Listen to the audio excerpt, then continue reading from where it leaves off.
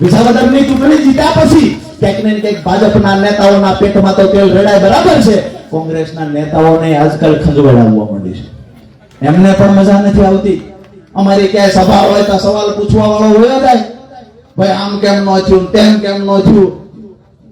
ખરેખર હાસું તમને કહું તો હું તો વાટે છું, મને કોઈ પૂછવા નહીં થાય. ગોપાલભાઈ સભામાં 2 દી મોર ગયા.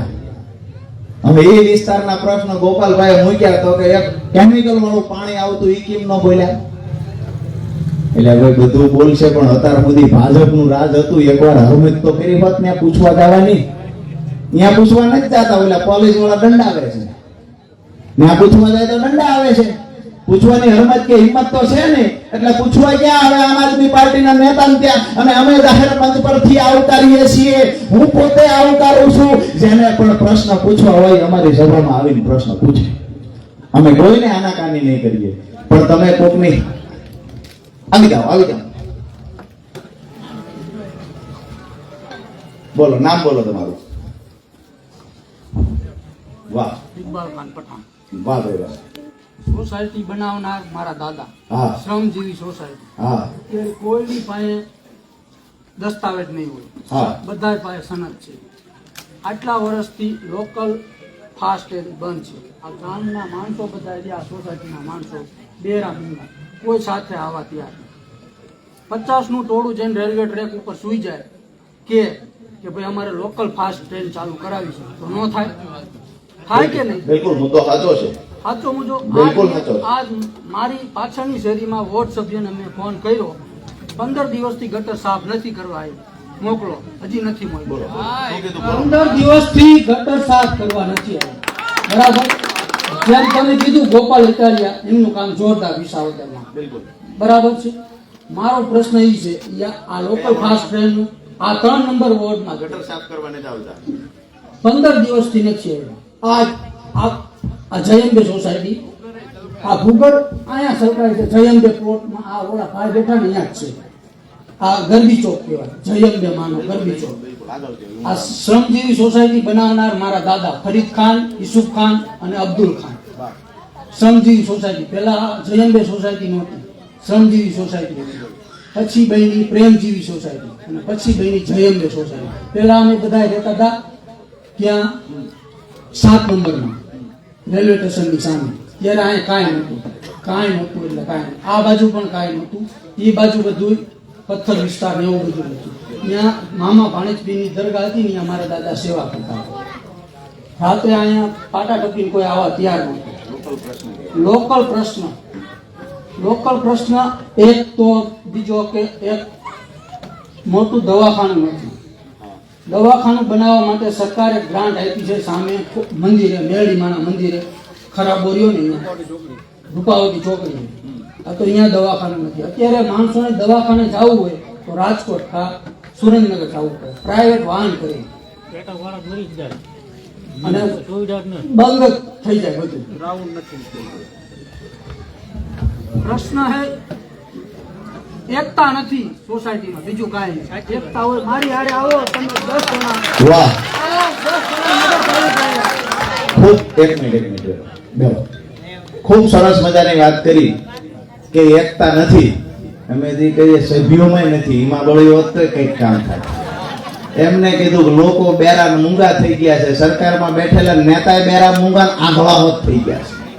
એને ગટરો ઉભરાય છે દેખાતી નથી. ભાઈએ ખૂબ સરસ મજાની વાત કરી કે અમારી ગટરો ઉભરાય છે. 15 દિવસથી રજૂઆત કરીએ છીએ, કોઈ સફાઈ કરવા માટે આવતું નથી. દવાખાનાની વાત કરી. આજે અમે વાત કરીએ છીએ જે દિવસે નગરપાલિકાની ચૂંટણી અમે લડતા હતા ને, એ દિવસે આ મુદ્દાઓ અમે ઉઠાવ્યા હતા. એ દિવસે અમે સત્તામાં નહોતા, તેમ છતાંય થાનગઢની સફાઈ કરવાના મુદ્દે અમે મામલતદારને રજૂઆત કરવા ગયા. અમારા 17 લોકો પર કેસ થયા. થાનના ઇતિહાસમાં પહેલી ઘટના ઘટી. આમ આદમી પાર્ટી થાનના લોકો માટે લડવા ગઈ. અમને જેલમાં પૂરવાનું કામ પણ ભ્રષ્ટ ભાજપના ઈશારે થયું હતું. દોસ્તો, આજે પણ અમે ગર્વ સાથે કહી શકીએ કે થાનગઢના ઉજળા ભવિષ્ય માટે, થાનગઢની ગંદકી દૂર કરવા માટે આમ આદમી પાર્ટીના 17 નેતાઓ આજ પણ અહીંની કોર્ટમાં મુદતે જાય છે.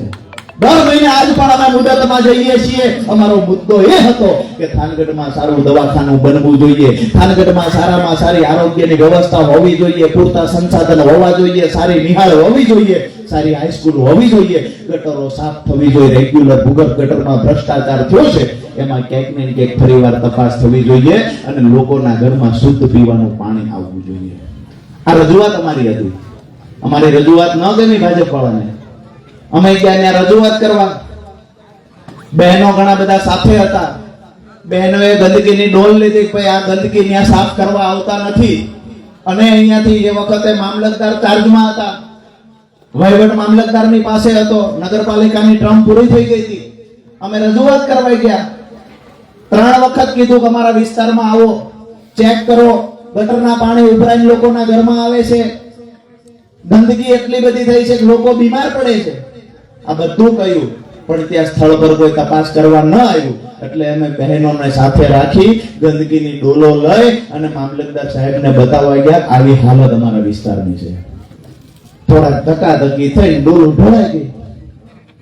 તો કે રાજુભાઈએ ઢોળી, અમારું ટેબલ બગાડ્યું, અમારી ખુરશી બગાડી, અમારા દસ્તાવેજ બગાડ્યા, કેટલાય કેસ કર્યા, કલમો નાખી ઢગલો કરી દીધો. મેં જોયું કઈ કઈ કલમ છે. તો કે અમારા દસ્તાવેજ બગાડ્યા, સરકારી ઓફિસને નુકસાન કર્યું, જેને પાણા માર્યા હોય સરકારી ઓફિસને. મૂળ મુદ્દો એ હતો કે ઓલા બેનું ધક્કા ધક આવ્યા. મારો ઈરાદો હતો ને કે આ ગંદકી નાખી છે, મેં તો ના પાડી હતી ન નખાય. બેનો ધક્કા ધક આવ્યા ને સાહેબ જરાક દોઢ ડાયા વધુ ત્યારે ઢોળાઈ ગયું બધું. આપણે ઢોળ્યું નથી, પણ પોલીસ વાળા એટલા હતા, સાહેબ પોલીસ વાળા, અને પોલીસ અને સાહેબે ધક્કા ધક કર્યું, બેનના હાથમાં ડોલું મુકાઈ ગયું અને હેઠી પડવાને બદલે સાહેબના ટેબલ ઉપર પડ્યું. તો કાદવ થઈ ગયું આખી ઓફિસમાં. અમે તો ના પાડી હતી ધક્કાધક્કી ન કરો, આ ડોલ ઢોળાઈ જાય છે.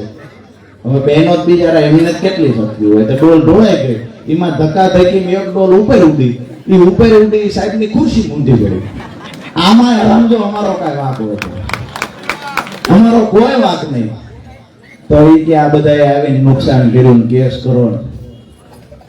17 જણા ઉપર કેસ કર્યો. થાનની જનતાનો ઋણી એટલા માટે શું કે 6 વાગે મને લઈ ગયા ને સાંજે 9 વાગે 3000 લોકો થાનના પોલીસ સ્ટેશને આવીને ઉભા રહી ગયા.